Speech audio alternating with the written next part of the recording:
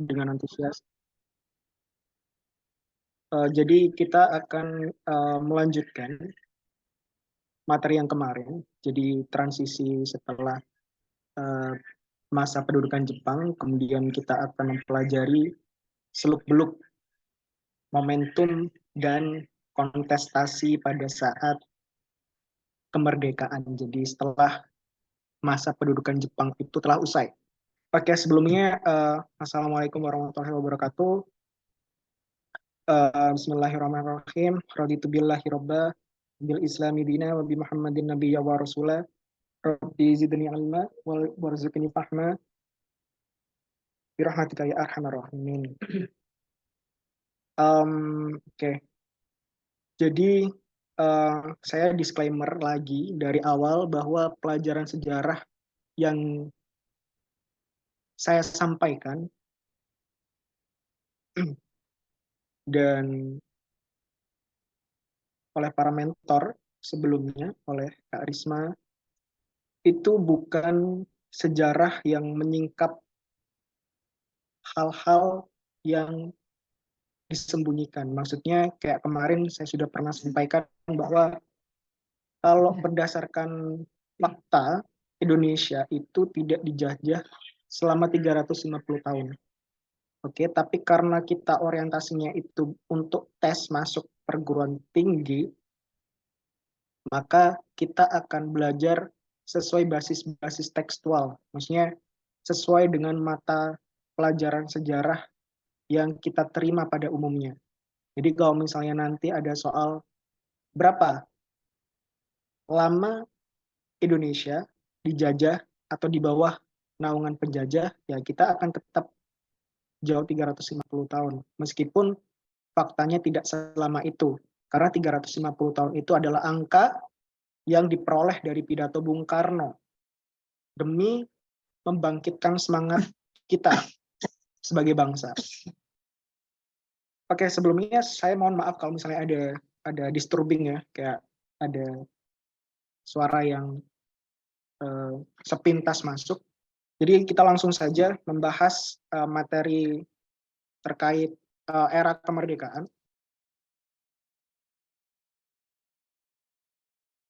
(1945) yang kita ketahui bersama, PPKI atau Panitia Persiapan Kemerdekaan Indonesia itu mengambil sebuah keputusan dengan mengesahkan atau melegitimasi Undang-Undang Dasar sebagai dasar negara Republik Indonesia yang kemudian dikenal sebagai UUD 1945.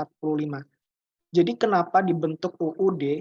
Kemarin saya sudah jelaskan, kalau teman-teman ingat, bahwa secara terbentuknya negara itu ada 4. Yang pertama, dia harus punya konstitusi.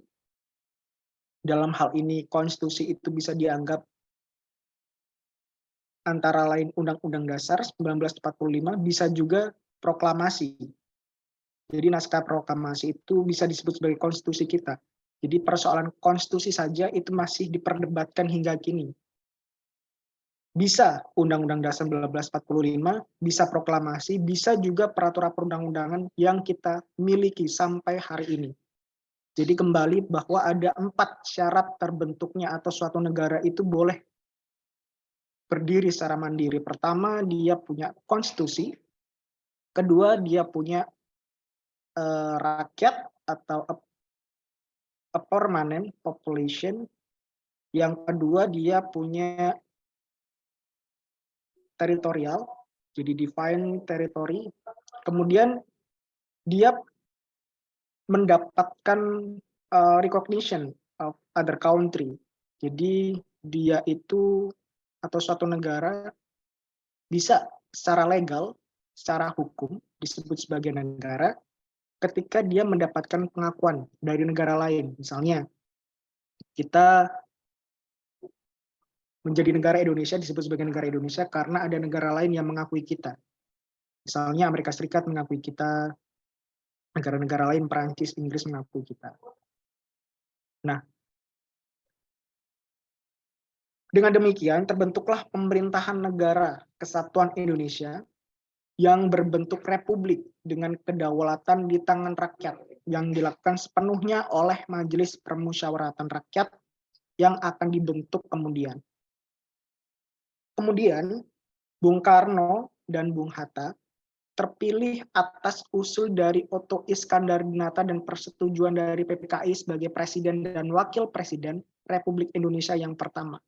Jadi, legitimasi yang diberikan atau pengakuan atau pengesahan penetapan secara hukum diberikan kepada Bung Karno dan Bung Hatta itu bukan melalui demokrasi yang terbuka, tapi oleh segelintir tokoh. Jadi betul bahwa Bung Karno dan Bung Hatta itu menjadi presiden karena melihat atas jasa-jasa mereka yang pernah mereka lakukan ketika Indonesia sedang pada era kolonial. Akan tetapi betul pada saat itu demokrasi terbuka itu masih belum berjalan. Jadi Bung Karno dan Bung Hatta mendapatkan status legalnya menjadi presiden dan wakil presiden itu karena peran atau mandat yang diberikan oleh segelintir tokoh, salah satunya adalah Otto Iskandar-Dinata.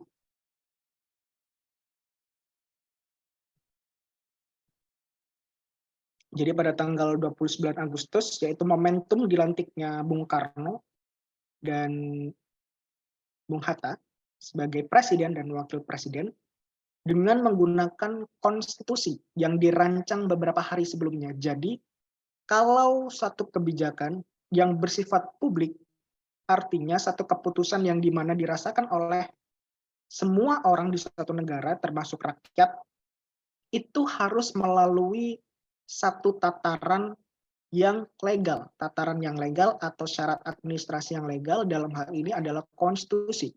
Kalau sekarang, semua kebijakan yang kita lihat itu ada basisnya. Basisnya berdasarkan apa? Berdasarkan undang-undang, peraturan perundang-undangan yang telah ditetapkan. Jadi kalau undang-undang itu beda sama peraturan perundang-undangan. Peraturan perundang-undangan itu istilah abstrak atau general. Peraturan perundang-undangan bisa undang-undang ketenagakerjaan, bisa undang-undang tentang apa cipta kerja dan segala macam. Tapi kalau undang-undang, dia hanya berupa undang-undang. Peraturan perundang-undang itu bisa perda, dia bisa perpu, dan seterusnya. Oke. Nah, di situ juga ada penetapan bahwa Indonesia secara resmi dan legal itu menetapkan 8 provinsinya. Jadi dalam momentum pembentukan atau penetapan Bung Karno dan Bung Hatta sebagai presiden dan wakil presiden, di situ pula juga terdapat momentum besar dengan meresmikan. Jadi dalam bentuk dokumen yang legal. Meskipun sebelumnya itu wilayah seperti Sumatera, Kalimantan, Jawa Barat, Jawa Tengah, Jawa Timur, Sulawesi, dan Maluku itu hingga sudah kecil sudah ada, tapi dalam bentuk dokumentasi yang legal baru di tanggal 29 Agustus dan 31 Agustus dalam momentum itu terbentuklah 8 provinsi secara legal ya. Karena sebelumnya itu masih belum ada dokumentasi karena baru setelah 18 Agustus Indonesia menyusun administrasinya setelah proklamasi sehingga apapun yang ditetapkan sudah dalam status legal. Kalau sebelumnya kan masih berceceran tuh wilayah-wilayah. Jadi masih belum dalam bentuk yang legal. Oke. Nah, ini adalah Indonesia dalam era 1945 sampai 1949. Dimulai dengan masuknya sekutu, dibonceng oleh Belanda dan segala macam yang kita udah pelajari sebelumnya oleh mentor sebelumnya. Nah, ini kembalinya Belanda bersama sekutu bahwa sesuai dengan perjanjian Wina pada tahun 1942, negara-negara sekutu bersepakat untuk mengembalikan wilayah-wilayah yang kini diduduki Jepang pada pemilik koloninya masing-masing apabila Jepang berhasil diusir dari daerah pendudukannya. Menjelang akhir perang tahun 1945, sebagian wilayah Indonesia telah dikuasai oleh tentara sekutu. Satuan Tentara Australia telah mendaratkan pasukannya di Makassar dan Banjarmasin. Sementara itu, Balikpapan juga telah diduduki oleh Australia sebelum Jepang menyatakan menyerah kalah. Sementara Pulau Morotai dan Irian Barat secara kolektif dikuasai oleh Satuan Tentara Australia dan Amerika Serikat di bawah pimpinan Jenderal Douglas MacArthur, Panglima Besar dari kawasan Asia Barat Daya. Setelah itu, begitu perang usai, Military of Australia bertanggung jawab terhadap Kalimantan dan Indonesia bagian timur. Amerika Serikat menguasai Filipina, dan tentara Inggris dalam bentuk komando bertanggung jawab atas India dan seterusnya. Jadi kita skip aja narasi yang ini karena ini masih dalam bentuk transisi materi yang kemarin.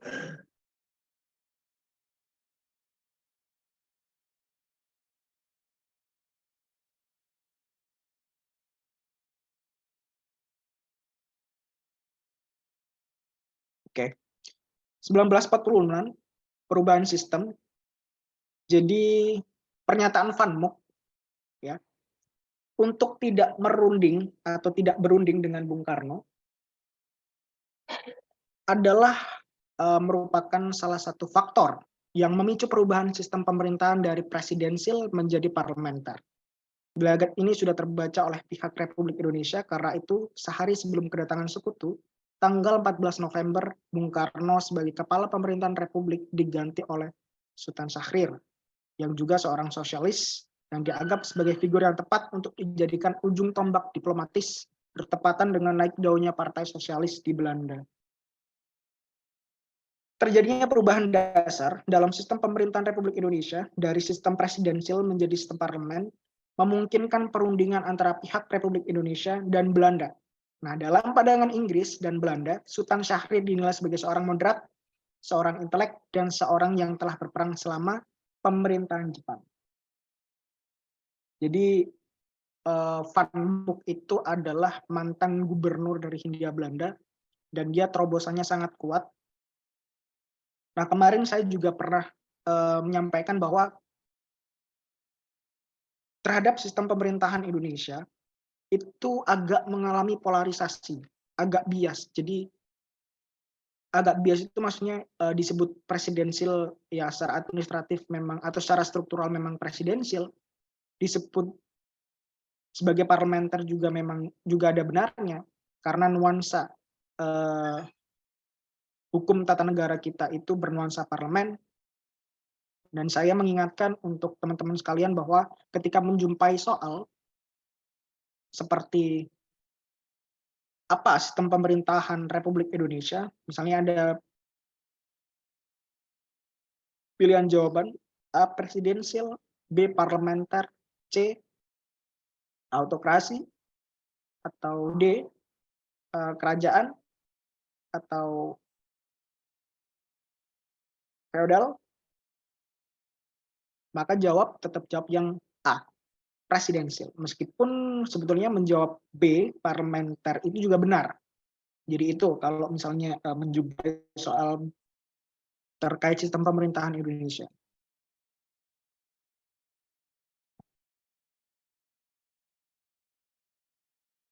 Jadi ini tanggal momentum penting. Tanggal 10 Februari tahun 46, pemerintahan Belanda membuat pernyataan yang sangat detail terkait nuansa politiknya dan memberikan penawaran dan mendiskusikan penawaran itu dengan wakil-wakil yang kita miliki. Tujuan hendak mendirikan Persemakmuran Indonesia yang terdiri dari daerah-daerah dengan bermacam-macam tingkat pemerintahan sendiri dan untuk menciptakan warga negara Indonesia bagi semua orang yang dilahirkan di sana. Masalah dalam negeri akan dihadapi dengan suatu parlemen yang dipilih secara demokratis dan orang-orang Indonesia akan merupakan mayoritas. Kementerian akan disesuaikan dengan parlemen tetapi akan dikepalai oleh wakil kerajaan. Daerah-daerah yang bermacam-macam di Indonesia yang dihubungkan bersama-sama dalam suatu susunan federal dan persemakmuran akan menjadi partner dalam kerajaan Belanda, serta akan mendukung permohonan keanggotaan Indonesia dalam organisasi PBB.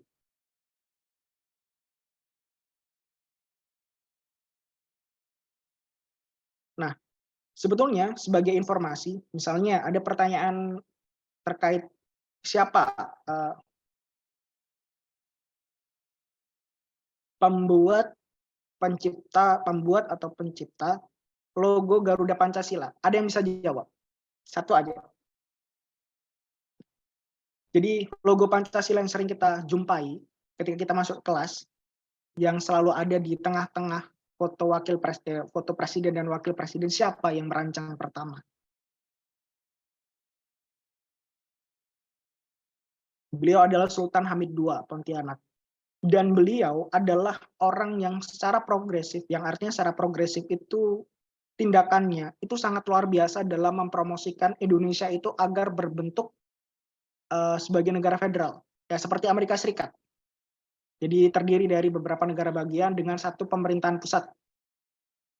Waktu itu, yang mempelopori salah satunya itu adalah Sultan Hamid II Pontianak.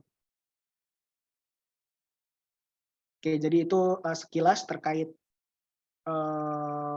Sultan Hamid II, yang tapi terkait beliau itu jarang dijumpai dalam soal sejarah karena memang kisah beliau itu tidak dipublikasi secara luas. Hanya segelintir kisah beliau yang autentik, yang sebetulnya itu tidak diorientasikan bagi siswa-siswa yang nantinya akan menjalani tes perguruan tinggi. Jadi itu hanya sedikit ingatan. Nah, sebagai tambahan ditawarkan untuk mengakui pemerintahan de facto Republik atas bagian Jawa dan Madura yang belum berada di bawah perlindungan pasukan sekutu.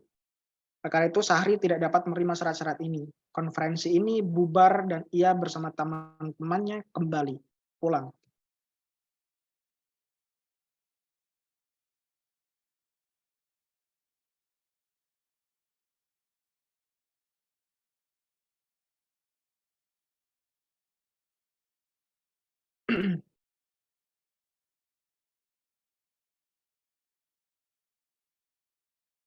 Nah,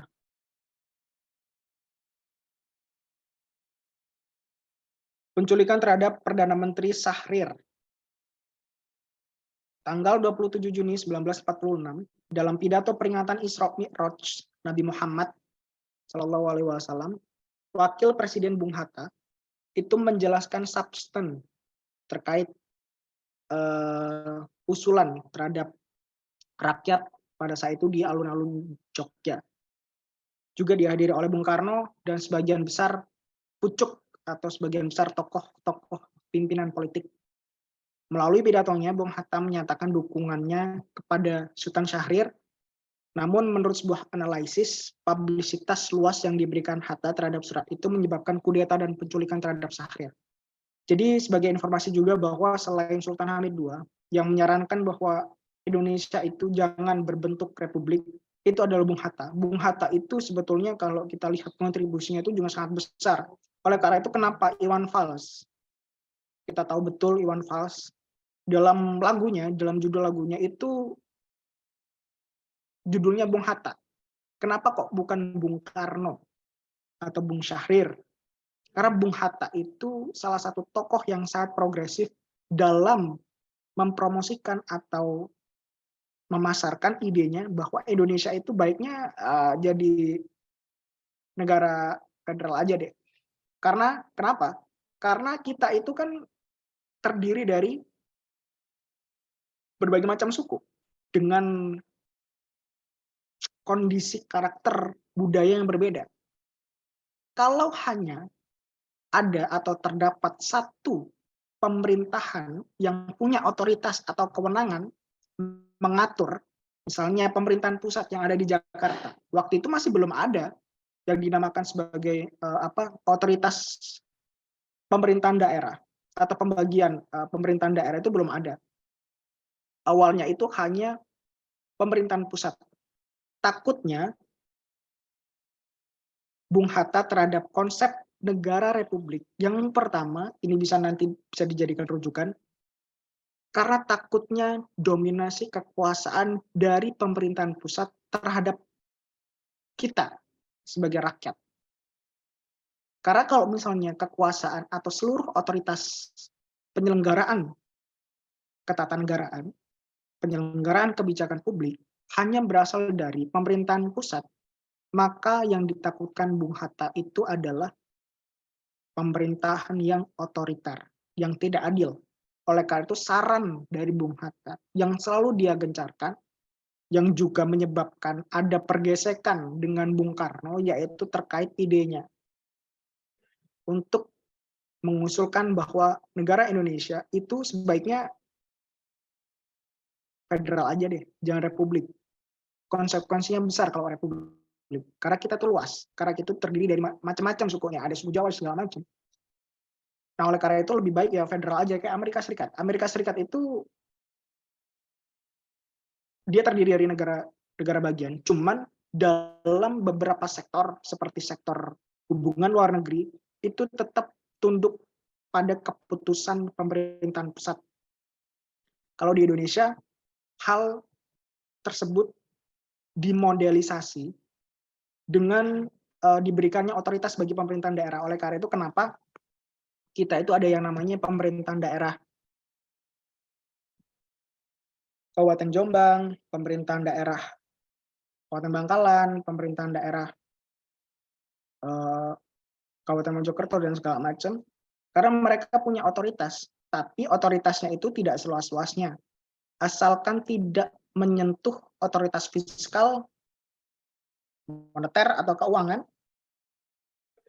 otoritas keagamaan, hukum, yudikatif, otoritas militer, maka pemerintahan daerah itu boleh membuat kebijakannya sesuai versinya sendiri. Jadi kita tidak menjadi negara bagian atau menjadi negara federal, tapi sekarang nuansanya itu ya 11-12 sebetulnya. Dengan limitan-limitan atau batasan-batasan yang tetap berada pada pemerintahan pusat. Nah, kita lanjut. Pada malam itu terjadi sebuah peristiwa penculikan terhadap PM Syahrir yang sudah terlanjur dicap sebagai pengkhianat yang menjual tanah airnya. Syahrir diculik Surakarta ketika ia berhenti dalam perjalanan politik menelusuri Jawa. Kemudian setelah itu dia dibawa ke Paras, sebuah kota yang ada di dekat Solo, di rumah peristirahatan seorang pangeran Solo dan ditahan di sana dengan pengawasan komandan batalion setempat. Pada malam tanggal 28 Juni 1946, Bung Karno menyampaikan narasinya atau pidatonya di sebuah radio Jogja yang mengumumkan bahwa berhubung dengan keadaan di dalam negeri yang membahayakan keamanan negara dan perjuangan kemerdekaan kita, saya selaku Presiden Republik Indonesia dengan legitimasi atau persetujuan dari Kabinet pada tanggal 28 Juni 1946 untuk sementara mengambil alih semua kekuasaan pemerintah. Selama sebulan lebih, Bung Karno mempertahankan kekuasaan yang luas yang dipegangnya. Pada tanggal 3 Juli 1946, Sultan Syahrir dibebaskan dari penculikan, tetapi baru tanggal 14-nya Syahrir diminta kembali untuk membentuk kabinet. Pada tanggal 2 Oktober 1946, Syahrir kembali menjadi Perdana Menteri.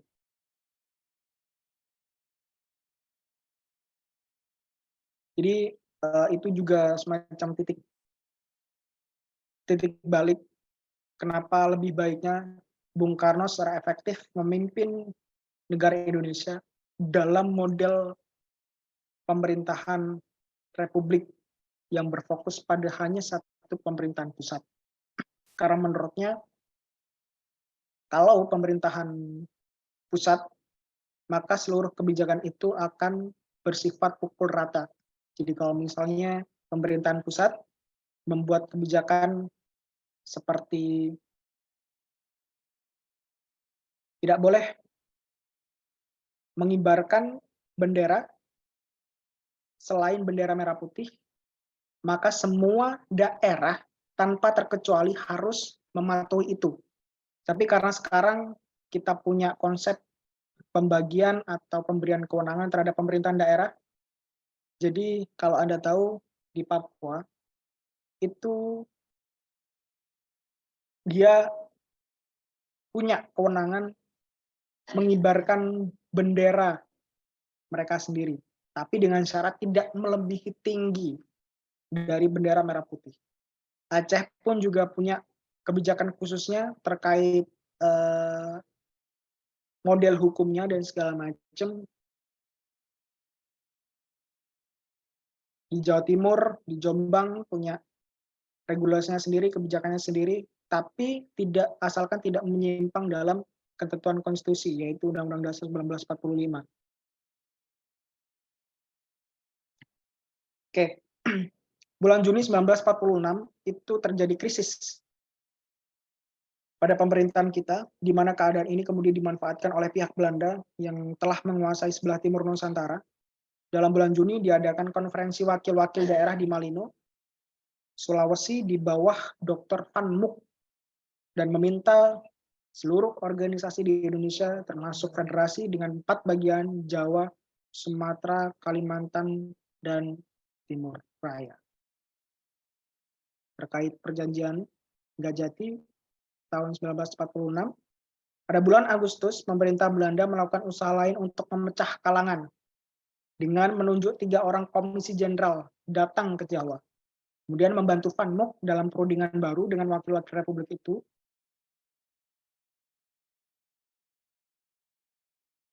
Konferensi yang terjadi pada bulan Oktober dan November bertempat di Bukit Linggarjati dekat Cirebon. Setelah mengalami tekanan berat terutama Inggris dari luar negeri, berhasillah satu pencapaian berupa persetujuan tanggal 15 November 1946 yang pada intinya sebagai berikut. Belanda mengakui secara de facto Republik Indonesia dengan wilayah kekuasaan yang meliputi Sumatera, Jawa, dan Madura. Dan Belanda harus meninggalkan wilayah de facto paling lambat 1 Januari 1949. Republik Indonesia dan Belanda akan bekerja sama dalam membentuk negara Indonesia Serikat dengan nama Republik Indonesia Serikat yang salah satu bagiannya adalah Republik Indonesia.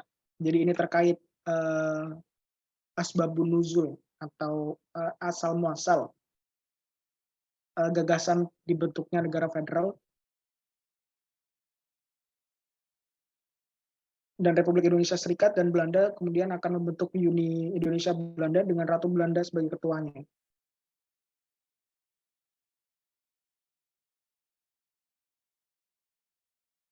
Nah, kita masuk kepada pembantaian Westerling ini juga salah satu momentum yang penting, mengingat juga satu serombosan salah seorang tokoh Hindia Belanda yang juga dia itu dianggap punya kong kali kong atau berafiliasi dengan Sultan Syahrir, bukan Sultan Syahrir, Sultan Hamid II Pontianak yang tadi saya sampaikan, yang punya gagasan besar terhadap Indonesia sebagai negara federal. Jadi pembantaian Westerling itu adalah sebutan untuk sebuah peristiwa pembunuhan ribuan rakyat di Sulawesi Selatan yang dilakukan oleh pasukan Belanda, Depot Special Truppen, pimpinan Westerling. Jadi Westerling itu nama orang, salah seorang tokoh Hindia Belanda, yang dia tadi Sultan Hamid II. Sultan Hamid II itu uniknya begini, Sultan Hamid II itu karena waktu itu pendidikan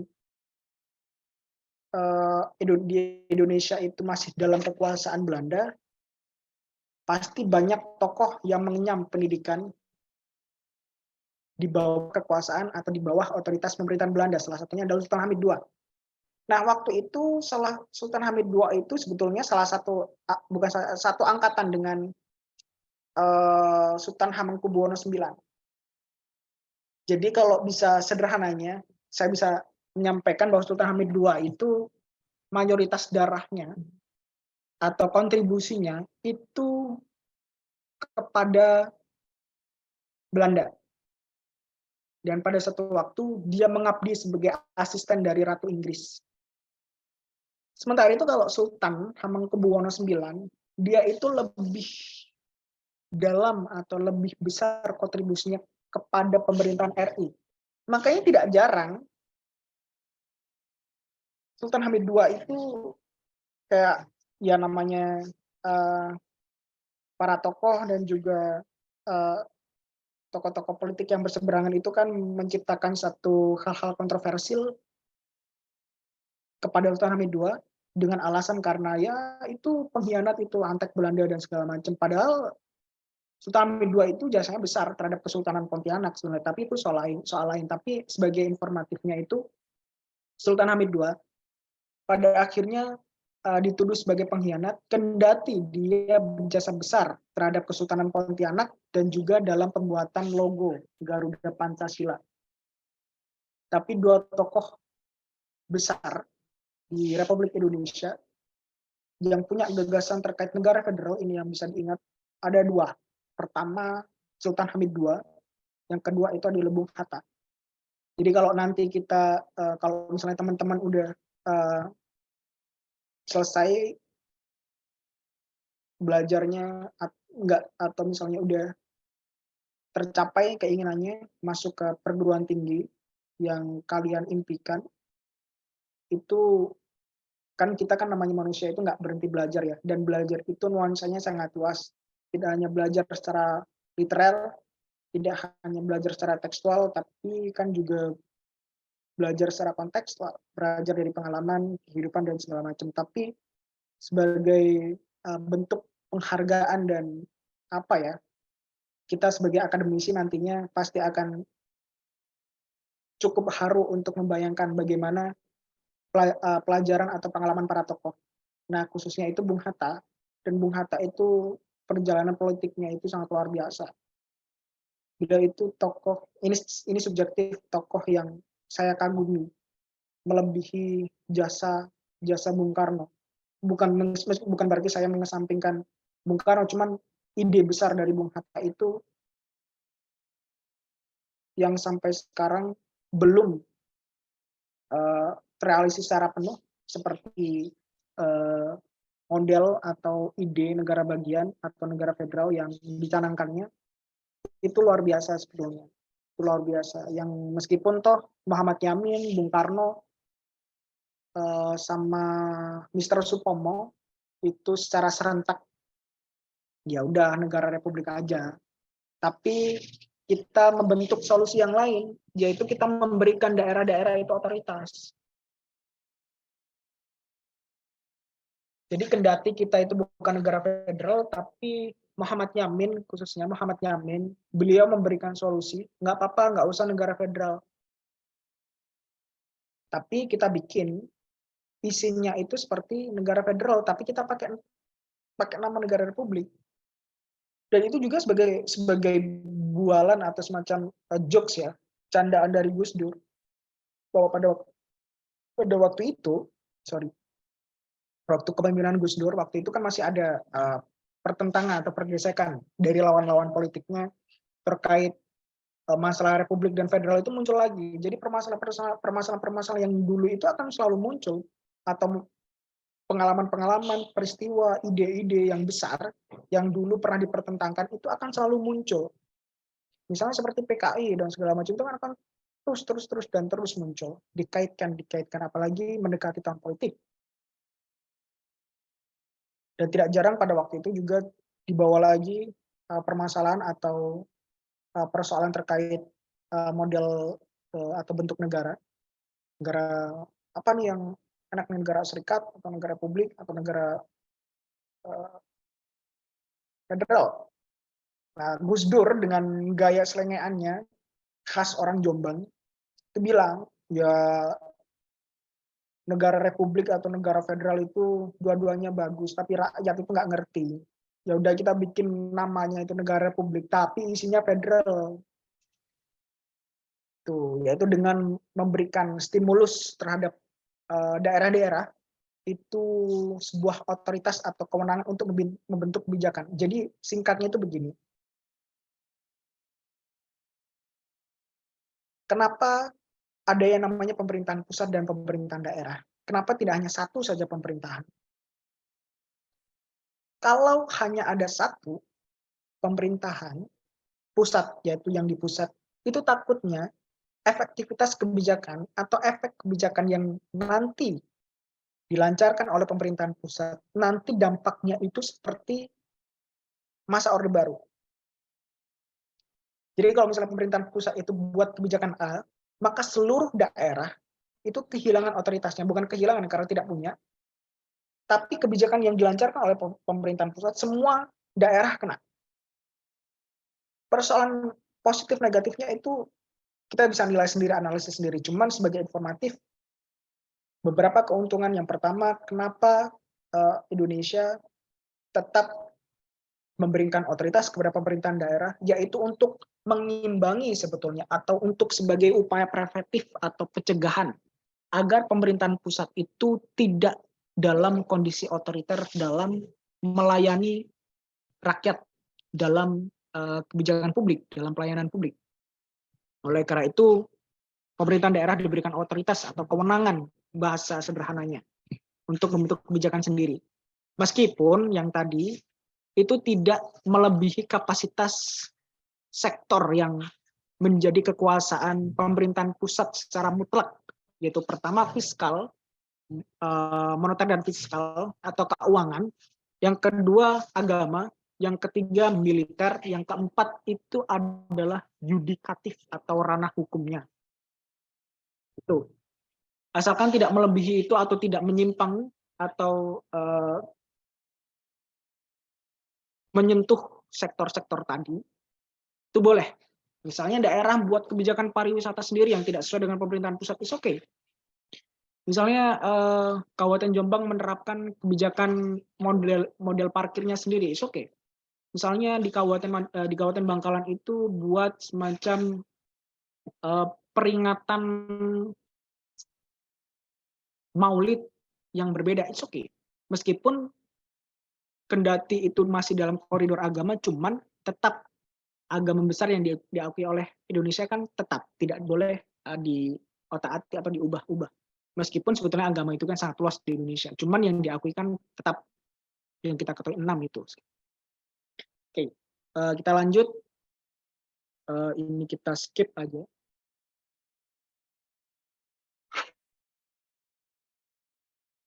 Oke, saya jeda dulu sampai di sini. Mungkin ada yang perlu ditanyakan terkait tadi. Mungkin teman-teman bayangin ya apa soal-soalnya dan segala macam dari materi ini, kira-kira yang mana yang potensial itu keluar. Atau mungkin memberikan komen kritis terhadap materi yang saya sampaikan. Oke, dipersilakan mungkin sampai 30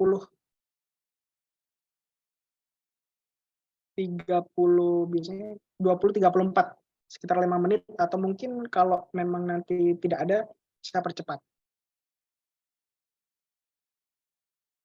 Bisa di kolom chat, bisa open mic, bisa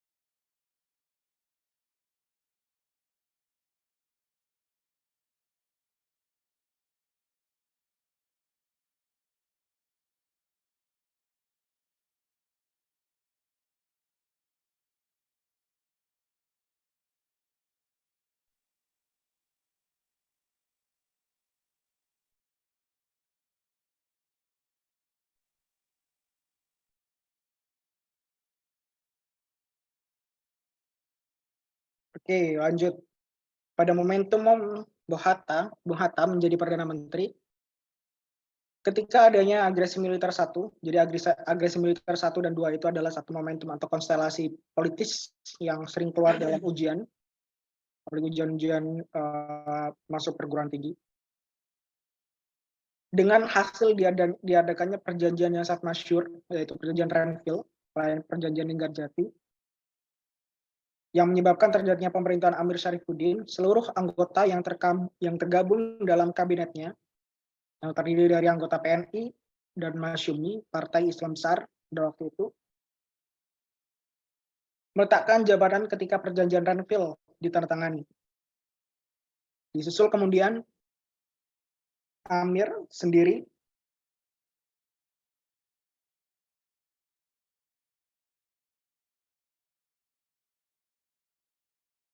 meletakkan jabatannya sebagai Perdana Menteri pada tanggal 23 Januari 1948. Dengan pengunduran dirinya ini, dia mungkin mengharapkan akan tampilnya sosok kabinet baru yang beraliran komunis untuk menggantikan posisinya. Nah, harapan itu lantas mengalami destruktif atau hancur modar gitu lah. Ketika Bung Karno berpaling ke arah lain dengan menunjuk Bung Hatta untuk memimpin suatu kabinet presidentil darurat pada range tahun 48-49, di mana secara holistik pertanggungjawabannya itu dilaporkan kepada Bung Karno selaku presiden. Nah, ini dengan terpilihnya Bung Hatta, dia menunjuk para anggota yang duduk dalam kabinetnya mengambil dari golongan tengah, terutama terdiri dari orang-orang PNI, Masyumi, dan tokoh-tokoh yang tidak berpartai. Amir dan kelompoknya dari sayap kiri kini menjadi pihak oposisi. Dengan mengambil sikap sebagai oposisi tersebut, membuat para pengikut Syahrir mempertegas perpecahan mereka dengan pengikut-pengikut Amir dengan membentuk partai sendiri, yaitu PSI. Bukan Partai Solidaritas Indonesia, tapi Partai Sosialis Indonesia. Jadi bisa dibayangkan dulu akronim PSI itu sangat berbeda ya dengan akronim PSI sekarang yang diketahui oleh Giring Niji. Dulu itu ya tokohnya itu yang minimal Sultan Syahrir, sosialis, apalagi kalau Supomo, Muhammad Yamin itu nasionalis semua. Ya dulu itu minimal kapasitas intelektualnya itu ya setara sama Syahrir dulu. Dan karena memang demokrasinya belum terbuka sekarang, ya makanya sekarang maklum lah seluruh kalangan itu boleh punya punya peluang untuk masuk dalam satu partai tanpa mempertimbangkan kapasitas intelektual politisnya, diplomasi politisnya, kemampuan manajerial demokratifnya, dan segala macam. Sehingga sekarang seperti ada yang diberita, Aldi Taher daftar sebagai bacalek Perindo, itu kan salah satu momentum yang luar biasa yang perlu kita rayakan. Sebagai nantinya kalau kita anggap atau kita asumsikan beliau itu masuk dalam jajaran besar caleg DPR pusat, itu kan seolah-olah mewakili suara kita itu. Oke, itu terkait agresi militer 1. Kita beranjak ke agresi militer 2 yang terjadi pada 19 Desember 48 yang diawali dengan sebuah serangan terhadap Jogja, ibu kota Indonesia saat itu, serta penangkapan Bung Karno, Bung Hatta, dan Bung Syahrir, dan beberapa tokoh yang lain. Jatuhnya ibu kota negara ini menyebabkan dibentuknya pemerintahan darurat Republik Indonesia di Sumatera yang dipimpin oleh Syarifuddin Prawirnegara.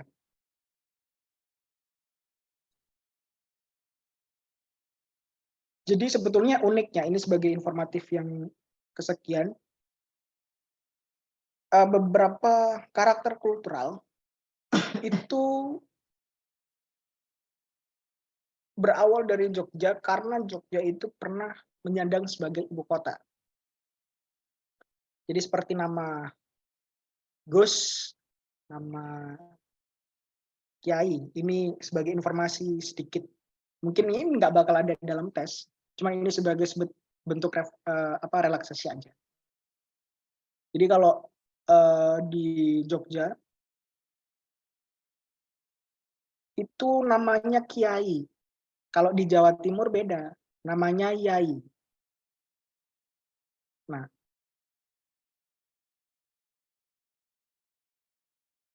kita bisa ambil contoh kiai seperti Ki Hajar Dewantoro, itu satu nama kultural Jawa Tengahan. Orang-orang besar itu diberi nama Ki. Nah, yai yang merupakan nama kultural dari Jawa Timur, itu waktu itu bukan kiai tapi yai. Tapi kenapa idiom kiai itu menyeluruh? Karena pada waktu itu ada satu kisah di Jawa Timur tepatnya. Kan kalau kita ketahui kalau misalnya ada yang punya teman mondok itu ada seorang kiai itu punya anak. Tapi kan nggak semua anak kiai itu linear, jejak intelektualnya, jejak Islamiahnya itu nggak selalu linear. Ada Gus yang atau anak kiai ya yang selengean yang ada, ya ada. Cuman pada suatu ketika itu ada acara pernikahan atau kendurenan di Jawa Timur. Ini sejarah nama kiai di Jawa Timur.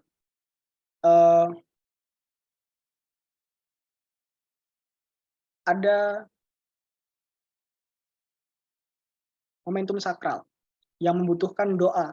Ya kalau misalnya di pernikahan atau di kendurenan kan butuh doa ya. Misalnya ada doanya. Nah karena nggak ada yang bisa doa, makanya saling tuding di tempat itu. Nah kalau bahasa Jawa Timur itu kan misalnya saya ditunjuk karena saya nggak bisa baca doa, maka saya lemparkan ke teman saya yang sebelah. Saya bilang kiai, ikiai. Mungkin pernah tahu dengar barangkali yang Jawa dengar tahu istilah itu. Kiai, kiai, kiai, kiai sampai terakhir kiai, dan yang terakhir itu yang terpaksa akhirnya baca doa kemudian disebut sebagai kiai. Itu istilahnya. Oke. Nah, akibat dari agresi militer tersebut, pihak internasional melakukan sebuah pressure atau tindakan represif kepada pemerintahan Belanda, terutama dari pihak Amerika Serikat yang mengancam akan menghentikan bantuannya kepada Belanda.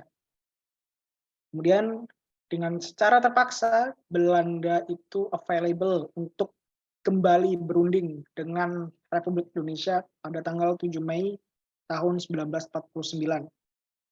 Dan kemudian menghasilkan suatu perjanjian, yaitu perjanjian Rum. Serangan umum 1 Maret 1949 terhadap kota Jogja dipimpin oleh Pak Harto dengan tujuan utama untuk mematahkan moral pasukan Belanda serta membuktikan pada dunia internasional bahwa Tentara Nasional Indonesia masih mempunyai kekuatan untuk mengadakan perlawanan. Kemudian setelah momentum perjanjian Rum, terdapat satu peristiwa besar yang dinamakan sebagai pertemuan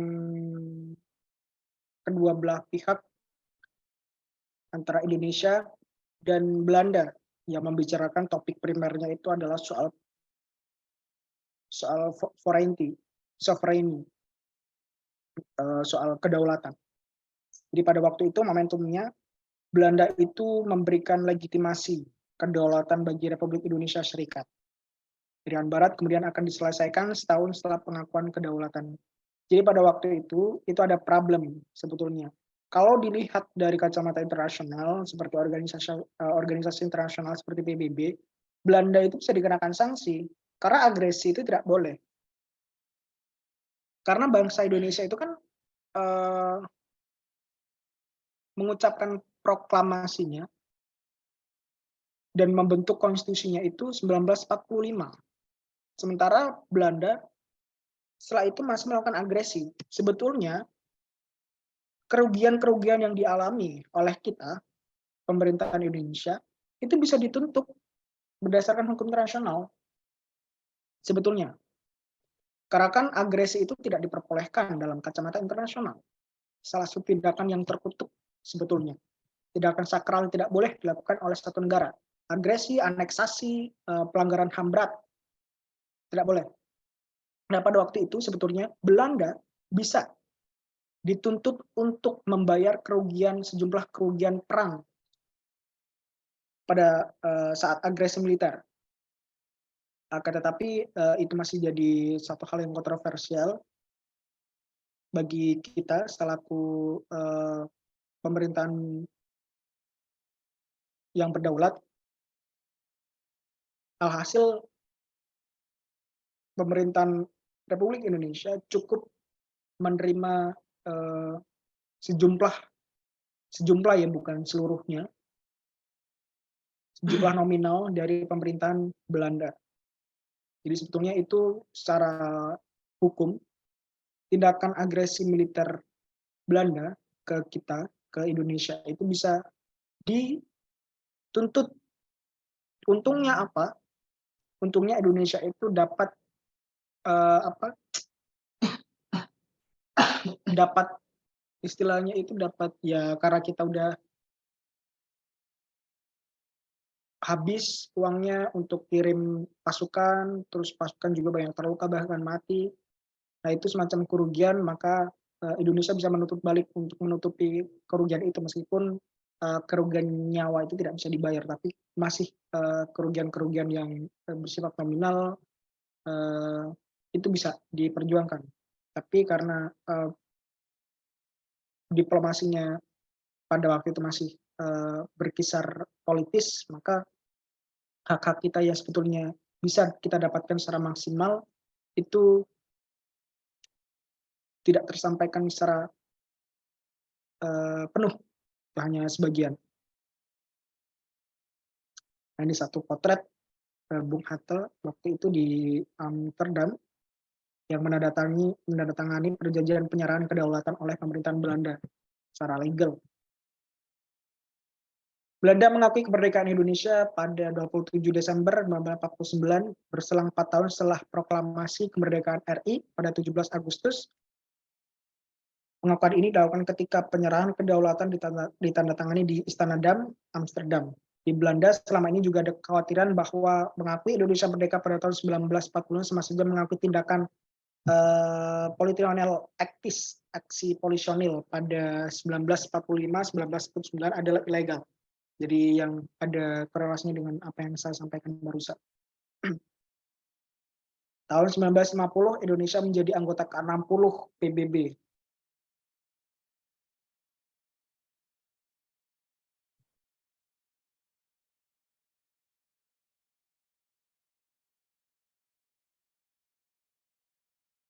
Nah, ini sebelum RIS Republik Indonesia Serikat dinyatakan bubar, pada saat itu terjadi demo besar yang menuntut pembuatan satu negara kesatuan. Maka melalui perjanjian antara 3 negara bagian, negara Republik Indonesia, negara Indonesia Timur, dan negara Sumatera Timur, dihasilkan sebuah perjanjian pembentukan negara kesatuan pada tanggal 17 Agustus 1950. Sejak 17 Agustus 1950, negara Indonesia menggunakan UUDS 1950 yang menganut sistem kabinet parlementer. Indonesia kemudian mengadopsi undang-undang baru yang terdiri dari sistem parlemen, di mana dewan eksekutifnya dipilih oleh dan bertanggung jawab kepada parlemen atau MPR. MPR terbagi kepada partai-partai politik sebelum dan sudah pemilu pertama pada tahun 55, sehingga koalisi pemerintah yang stabil sudah dicapai waktu itu. Nah, peran Islam di Indonesia menjadi hal yang rumit. Soekarno lebih memilih negara sekuler yang berdasarkan Pancasila, sementara beberapa kelompok Muslim lebih menginginkan negara Islam atau undang-undang yang bersebuah bagian yang menyarankan umat Islam takluk kepada hukum Islam. Jadi itu juga satu topik yang kontroversial antara nuansa Pancasila yang dianggap sekuler dan para tokoh yang mengalami gap atau jarak pengotak-ngotakan ideologi sekuler, nasionalis, dan segala macam Sehingga pada akhirnya Dewan Konstituante diberikan tugas membuat undang-undang dasar yang baru sesuai amanat UUD 1950. Tapi sampai tahun 59, badan ini belum juga bisa membuat konstitusi baru. Makanya Presiden Soekarno menyampaikan konsepsi tentang demokrasi terpimpin pada DPR hasil pemilu yang berisi ide untuk kembali pada Undang-Undang Dasar 1945. Jadi waktu itu kan ada satu guncangan ya, awalnya itu pakai UUD, kemudian habis itu dia pakai pemerintah itu mengusulkan pakai UUD 1950, kemudian kembali lagi, sampai 2 hingga 3 kali. Akhirnya Soekarno mengeluarkan dekret 5 Juli 59 yang membubarkan Konstituante. Nah, pada masa ini kemudian terjadi banyak pergantian kabinet dikarenakan situasi politik yang instabil, yang tercatat ada 7 kabinet pada masa ini. Kabinet Nasir, Sukiman, Wilopo, dan seterusnya, hingga kabinet Juanda. Nah, perlu kita ingat bahwa dekret Presiden 5 Juli 59 itu adalah dekret yang mengakhiri masa parlementer dan digunakan untuk kembali pada UUD 1945. Masa sesudah yang sekarang itu disebut sebagai masa demokrasi terpimpin, yang isinya adalah kembali berlakunya UUD 1945 dan tidak berlakunya lagi UUD 1950, pembubaran konstituante, pembentukan MPRS dan DPAS. Nah, ini sekilas terkait demokrasi terpimpin. Pemberontakan yang gagal di Sumatera, Sulawesi, Jawa Barat, dan pulau-pulau lainnya yang dimulai sejak 58, ditambah kegagalan MPR untuk mengembangkan konstitusi baru, melemahkan sistem parlemen Indonesia.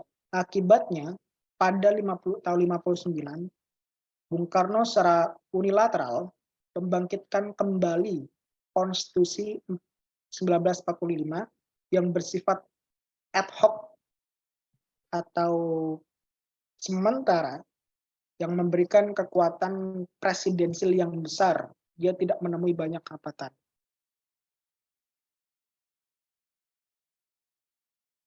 Nah, pada waktu itu dia berlindung di bawah dekret presiden.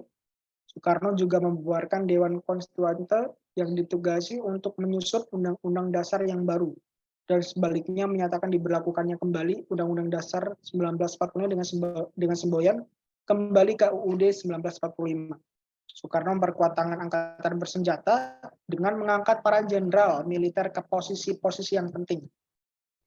PKI, Partai Komunis Indonesia, menyambut demokrasi terpimpin dari Bung Karno dengan sangat hangat dan beranggapan bahwa PKI mempunyai mandat untuk persekutuan atau konsiliasi atau berkoalisi dengan konsepsi yaitu antara nasionalisme, agama Islam, religiusme, dan komunisme yang dinamakan Nasakom. Itu salah satu cikal bakal kenapa Bung Karno itu mengalami satu pergerakan yang kontroversi dibanding ketika sebelum jasanya itu menjadi presiden, yaitu ketika ada gap ideologis antara paham Nasakom dan juga paham yang lain pada waktu itu.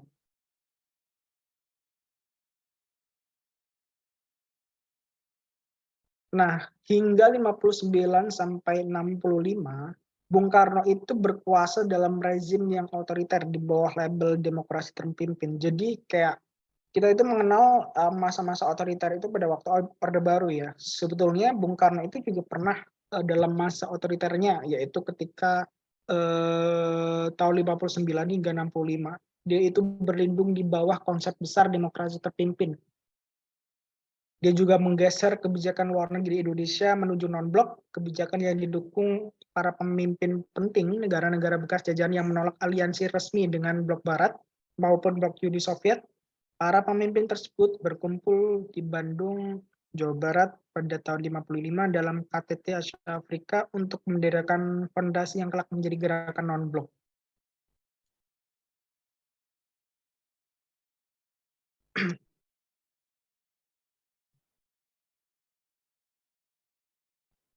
Nah, kita langsung ke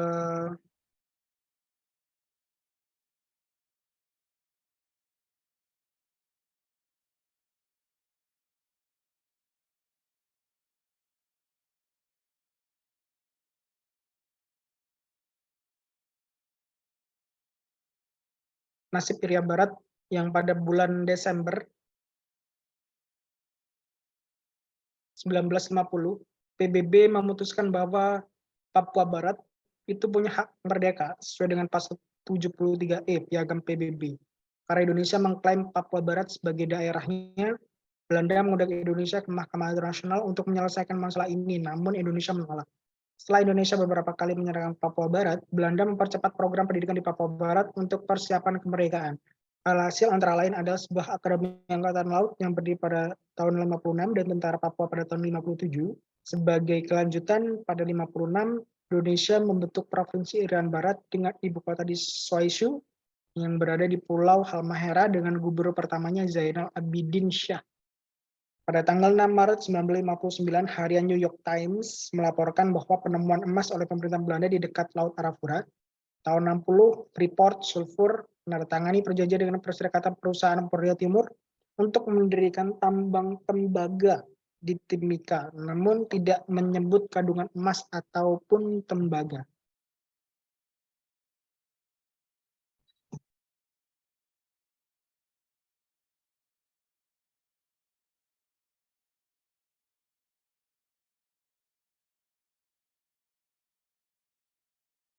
Konflik Papua Barat adalah konflik 2 tahun yang dilancarkan Indonesia untuk mengintegrasikan Papua Barat. Tanggal 19 Desember 61, Bung Karno mengumumkan pelaksanaan Trikora di alun-alun utara Jogja.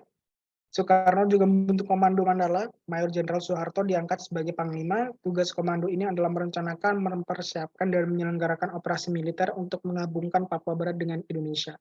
Sebenarnya secara efektivitas waktu itu, kalau dibandingkan dengan sekarang, kalau dulu itu Bung Karno-nya ya Pak Jokowi lah. Sementara untuk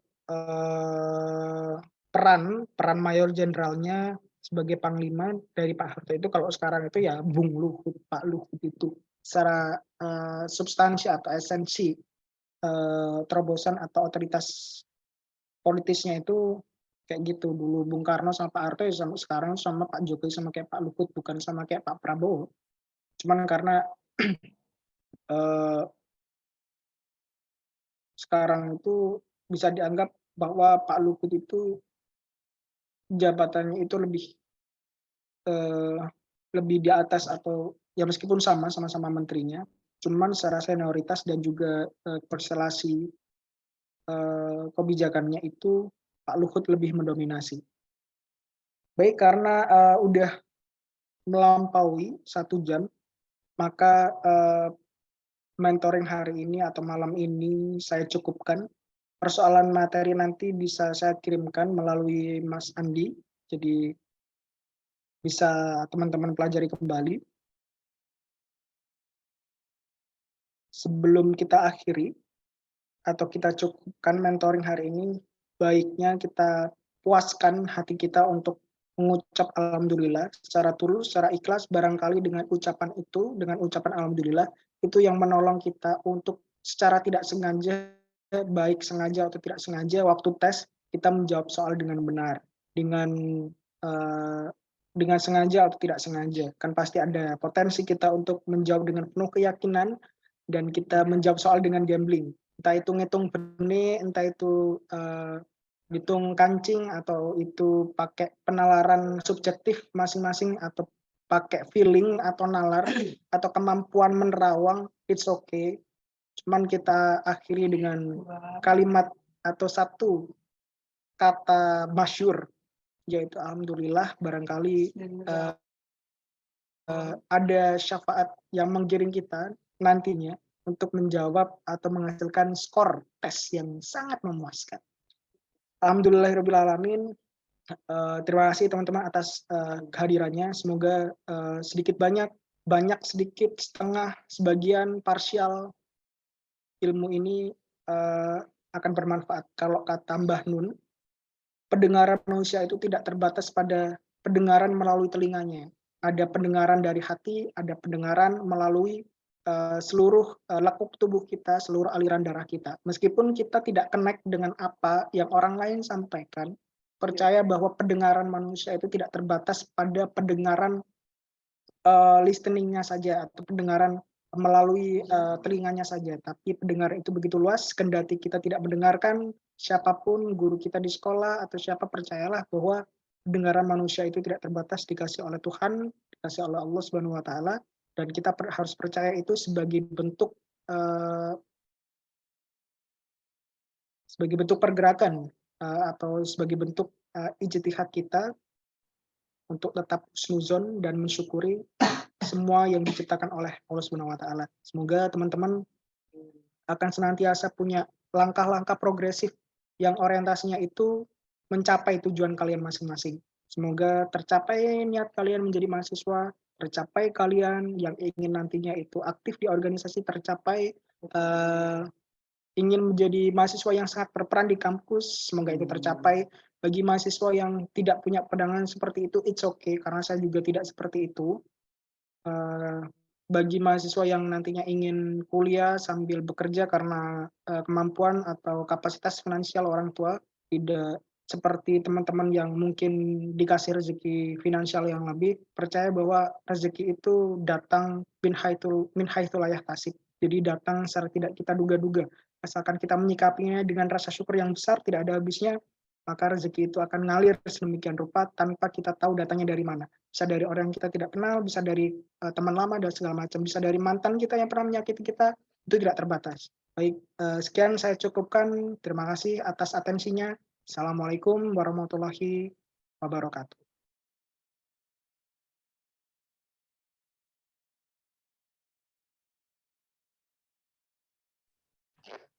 Baik, terima kasih Kak Roy atas materinya yang sempat Kakak bawakan pada malam hari ini. Dan terima kasih juga pada teman-teman semua yang sempat hadir pada malam hari ini. Selepas ini kita masuk satu mata pelajaran lagi, yaitu bahasa Arab, teman-teman. Jadi mungkin kita sedikit break dulu 5 menit ya. Habis itu nanti masuk ke ruang Zoom. Oke, sekali lagi terima kasih Kak Roy untuk kami sudah nih. Ya, dan terima kasih juga dari semua. Oke, Kakak tutup dulu ya. Nanti kalau mentor bahasa Arabnya sudah hadir, akan Kakak infokan sama dari semua. Oke.